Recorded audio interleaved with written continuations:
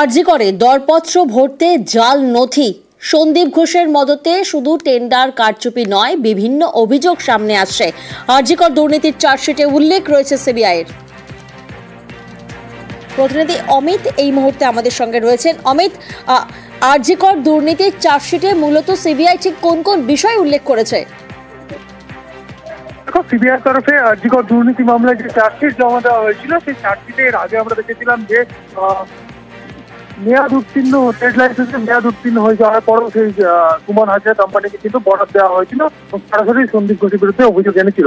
এবার যে অভিযোগ দেখা যাচ্ছে চার্জশিটে পাওয়া যাচ্ছে, তা দেখা যাচ্ছে যে সন্দীপ ঘোষের নির্দেশেই এই সুমন হাজরা এবং বিপ্লব সিংহ তারা ভুয়ো নথি তৈরি করে দরপত্রের জন্য সে সমস্ত ভুয়ো নথি জমা দিয়েছিলেন।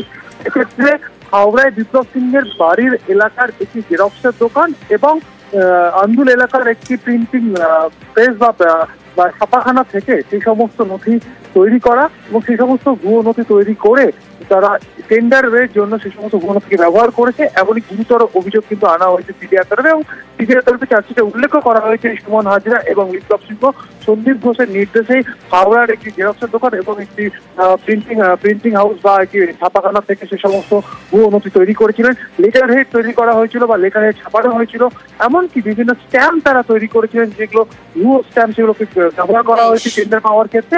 এবং এই যে জেরক্সের দোকান থেকে এই সমস্ত কাজগুলো করা হয়েছিল তাকে কিন্তু প্রায় 2.5 লক্ষ টাকা দেওয়া হয়েছিল। এই তথ্য প্রমাণিত সিবিআই পেয়েছে এবং তাকে চার্জশিটে উল্লেখ করা হয়েছে। বেশ।